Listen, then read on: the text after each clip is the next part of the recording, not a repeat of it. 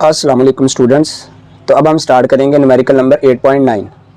तो बड़ा इस न्यूमेरिकल की स्टेटमेंट में हमें बताया गया हुआ है कि एक ट्रेन जो स्टेशन के ऊपर रेस्ट की हालत में है वो अपना हॉर्न बजाती है, तो वहाँ पे रुका हुआ एक ऑब्जर्वर जो उसकी फ्रीक्वेंसी सुनता है, उसको इसकी जो फ्रीक्वेंसी ऑब्जर्व होती है वो 1200 हर्ट्ज ऑब्जर्व होती है, जो कि रियल फ्रीक्वेंसी होगी, क्योंकि यहाँ पे ट्रेन भी रेस्ट की हालत में है और ऑब्जर्वर भी रेस्ट की हालत में बैठा हुआ है।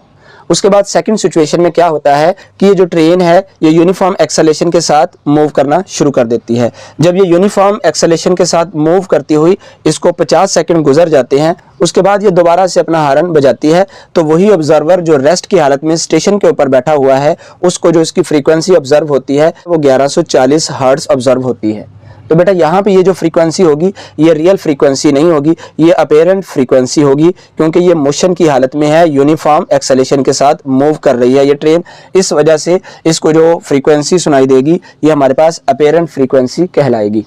तो जैसे ही इसको मूव करते हुए 50 सेकंड गुजर जाएंगे तो आपने इस ट्रेन की फाइनल वेलोसिटी यानी सोर्स की वेलोसिटी फाइंड करनी है, यानी यूएस फाइंड करना है, और डिस्टेंस जो इस दौरान उसने कवर किया है वो भी आपने फाइंड करना है। जबकि स्पीड ऑफ साउंड हमें दी हुई है 340 मीटर पर सेकेंड।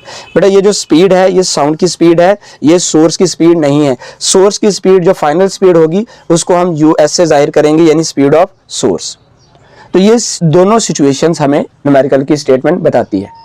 इस न्यूमेरिकल की स्टेटमेंट को मैं दोबारा जल्दी से रिवाइज कर देता हूं कि एक ट्रेन हमारे पास रेस्ट की हालत में है और वो रेस्ट की हालत में जब हॉर्न बजाती है तो स्टेशन पे बैठा हुआ एक ऑब्जर्वर जो उसकी फ्रीक्वेंसी ऑब्जर्व करता है वो 1200 हर्ट्ज ऑब्जर्व करता है, जो कि उसकी रियल फ्रीक्वेंसी होगी।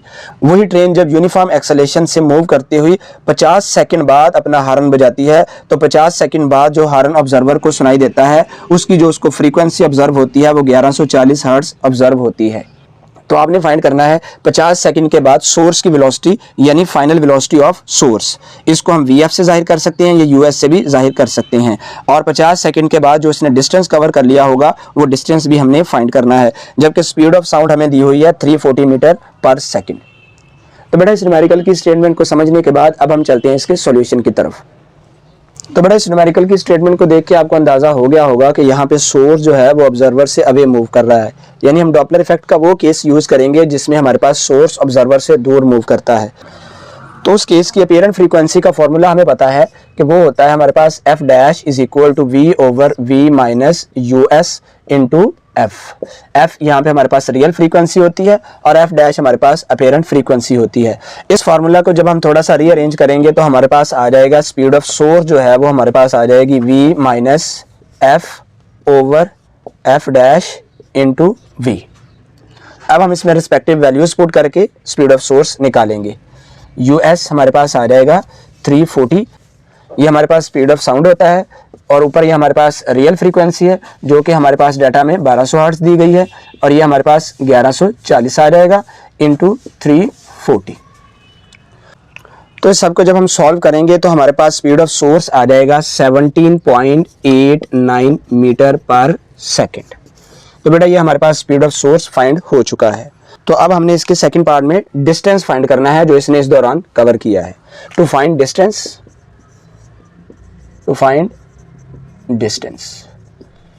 तो बेटा यहाँ पे हमें पता है क्योंकि इसका एक्सेलरेशन यूनिफॉर्म है तो हम इक्वेशन ऑफ मोशन यूज कर सकते हैं। तो यहाँ पे हम इक्वेशन ऑफ मोशन यूज करेंगे s is equal to V I plus V F over 2 multiply by T.